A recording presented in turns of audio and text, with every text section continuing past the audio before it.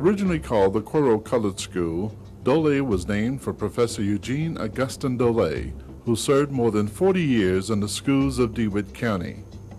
Professor Daule, as he was commonly called, was born to Augustin and Mary Daule on February 17, 1860 in St. James Parish, Louisiana, a small farming community between Baton Rouge and New Orleans. Typically, the Catholic churches and the nuns were the first groups of people to have formal education for blacks here in plantation country. We also have had a very high population of free people of color here in Louisiana. So I think that explains too why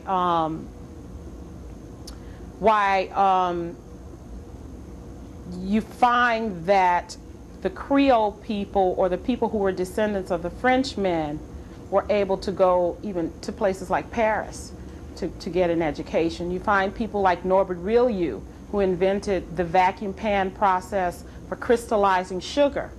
His father was a Frenchman, his mother was of African and Haitian descent. He sent Norbert to Paris, to school, where he learned engineering and he learned, the technical trade. By the turn of the century, Daule's teaching career was in full swing, as well as debate among African American leaders and educators as to the type of education best suited for the children of ex-slaves. There was no argument over the fact that African Americans had a great thirst for education, both during slavery and after emancipation. However, there was debate over whether industrial training should take priority over greater intellectual courses. On one side of the education debate was Booker T. Washington and his followers, who hoped to improve the condition of blacks through education and trades and by an economic extension of his traditional role in society. Washington strongly proposed the doctrine of social regeneration of blacks by means of industrial or vocational education. Most Southern whites supported Washington's views because they believed that his model would consign African Americans to an inferior economic and social status in American life. On the other side of the education debate was W.E.B. Du Bois and the modernists, who urged a liberal education for the talented and an aggressive integration of blacks in all areas. They insisted that free blacks were entitled to every right and privilege of any other American. In books, essays, and public speeches, Du Bois opposed what he viewed as the narrow educational programs of Washington. Du Bois, unlike Washington, advocated an education with greater intellectual and aesthetic elements. In an attempt to understand the personality of the man who served as one of the trailblazers for black education in DeWitt County, Texas Chronicles Television obtained official school documents and interviewed ex-students and teachers whose lives were touched and influenced by Professor Daule.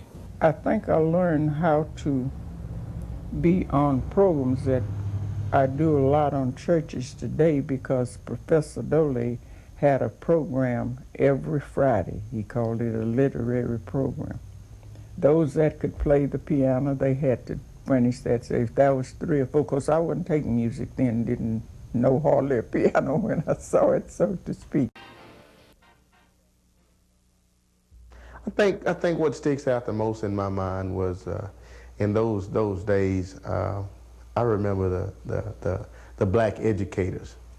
That's what I was impressed about, and that's what always stuck in my mind. And I got so much training from there. As I was in elementary school, I remember some of the teachers that meant so much to me and did so much for me, disciplinary-wise and teaching-wise.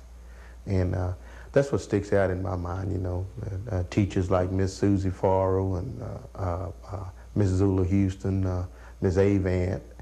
Although state and federal laws and guidelines called for equality in educational funding for all schools, both black and white, very seldom was this the case in Texas, and equally so in Cuero.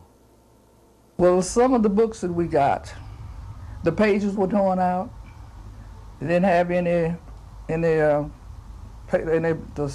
whatever we were teaching. They didn't have that. Maybe we would teach one page, they read one page. When you looked at the other page, it was gone. So we didn't have any books. And they were waterlogged. Some of them had been seen as if they had been dried out or something, been wet and they were dried out. And then some of them, the covers were gone. And the other thing we did, I used to get newspapers and cut out the funny papers. You know, in order to try to get children interested in learning, I would cut out part of the funny papers and put them together and let them use those things in order to learn to read.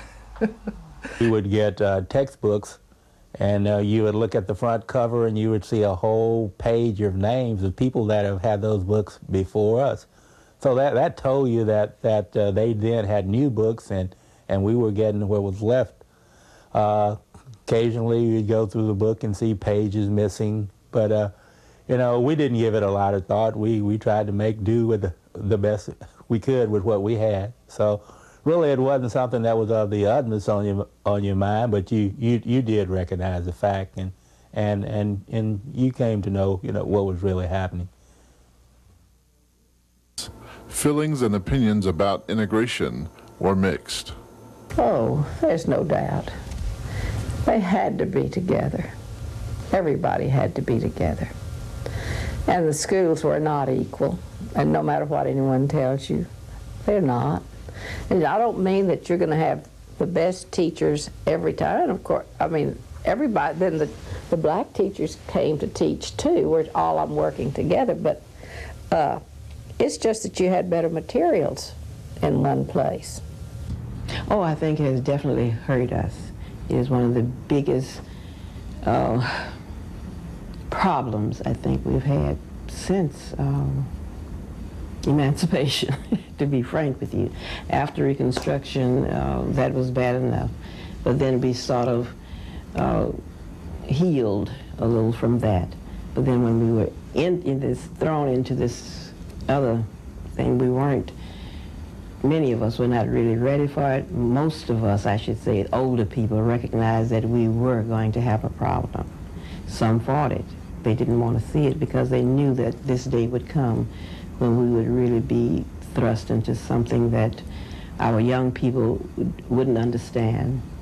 And today they still don't understand. They expect things to be better because they say, well, this is the civil rights and that kind of thing, and they really don't understand that it's a superficial thing, and it's just something there that can really be taken from you. And I think that's the thing that has them sort of in such a state today, because they don't know which way to go or what to think, and their actions reflect that they think that everything should be all right because it's on paper, and they're not aware that people are going to be people. You cannot legislate love or anything else. So if you keep that in mind, you'll be much better off.